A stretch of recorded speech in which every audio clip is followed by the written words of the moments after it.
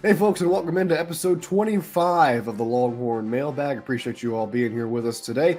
Let's go ahead and jump right in. Our first question coming from 2300 on the board. He asks, give us some background on Texas's new defensive line coach, Kenny Baker. So, Steve Sarkisian last week hired 37-year-old Kenny Baker to replace Bo Davis as Texas's defensive line coach.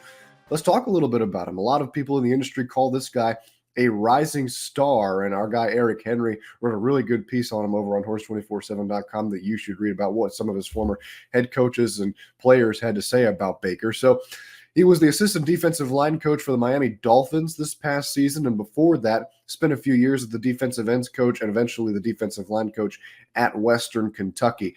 Obviously, the question with any coach that you're going to bring in is, well, what do they bring production-wise, and what do they bring development-wise? So let's touch on both.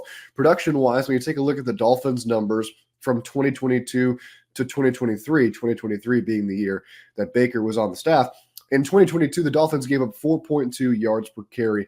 That number drops to 3.8 in 2023. Now, when it comes to sacks in 2022, the Dolphins' defense gets 40 of them. In 2023, that number jumps all the way up to 56. So he's not the entire reason for that happening, but you still have to give him a little bit of credit for that, I would say. And then the development part of it, which I think is the biggest thing at the college level, developing elite talent into being great players. His prize player during his time at Western Kentucky was D'Angelo Malone. Malone was Conference USA's Defensive Player of the Year in 2021 and went on to be a third-round pick in the NFL draft by the Atlanta Falcons.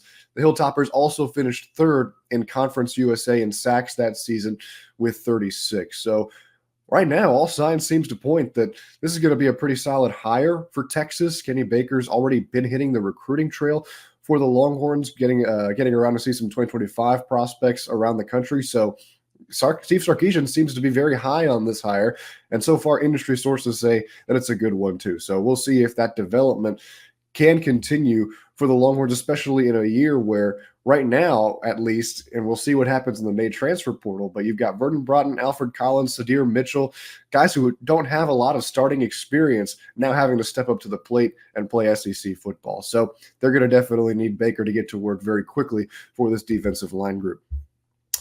And next up, just because I've seen a lot of this not necessarily this question, but just this thought process going around the last few weeks on social media, on the board, is Rodney Terry the right guy for Texas men's basketball? So I think to start, you just have to know that coming into this season, things were going to be drastically different for Texas basketball. You think about the losses they had. You lose Marcus Carr, you lose Timmy Allen, Serge Jabari Rice, Christian Bishop.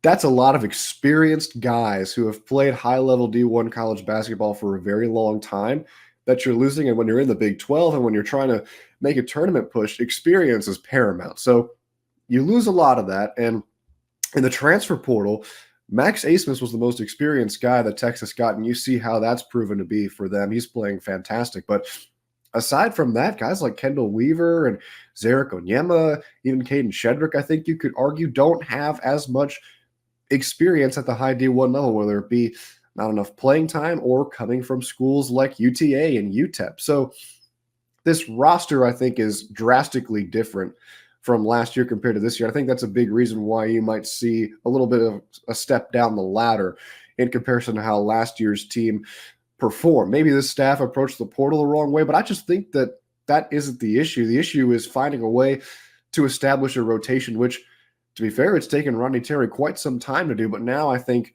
he's finally started to hit his stride, and the staff has started to hit their stride with who they want on the floor and when.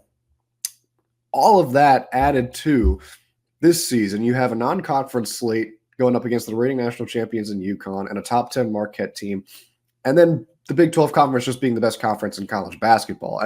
Every night is a tournament game, and it's just a gauntlet throughout this entire season. So yes, Texas is at the bottom of the Big 12 conference standings right now, but they've still got 2 top 15 wins, which is just one, crazy to think about, and 2, a testament to how good the conference is from top to bottom. And we don't do moral victories around here, but they played very well against a Houston team that's a bona fide national championship contender. So all of this to say, I'm hard-pressed to think about many coaches that in their first year at Texas with this roster right now that could have done a better job up to this point. You could certainly name a few, but not very many, I don't think. And I think it's going to take time, regardless if Texas hired another coach during the offseason or if they do what they did and stuck with Rodney Terry. You think about what Rodney Terry's got coming in next season in a top 10 class with a guy like Trey Johnson. Now, this season's not over by any stretch of the imagination, but it's going to be stepping stones from here on. It's going to have to be building blocks. So can Rodney Terry build it right now?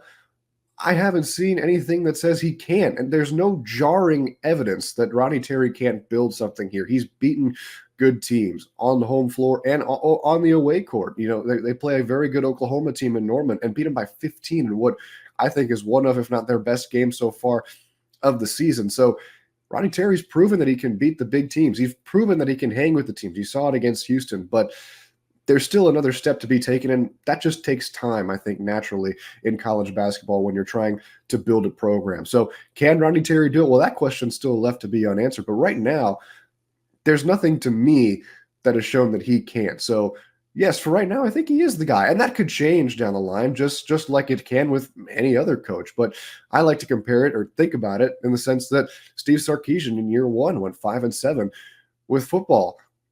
They're in the college football playoff 2 years later. Now, Rodney Terry may not be competing for a national championship in 2 years, but he certainly could be knocking on the door if he builds the roster the right way and if he makes the necessary adjustments. So I think that you know, after one season chanting fire Rodney Terry, I think that's ludicrous. I think he has earned this job, and I think he just needs time to build Texas basketball into what he wants it to be in order for the Longhorns to bounce back. That's going to do it for this episode of the Longhorn Mailbag. I want to thank you so much for joining us here on the Horns 24/7 YouTube channel. While you're here, be sure to like the video, subscribe to the channel, and turn on post notifications so you're the first to know when new content heads your way. For the rest of the crew, I'm Tommy Yarrish. Thanks for watching, and we'll see you next time.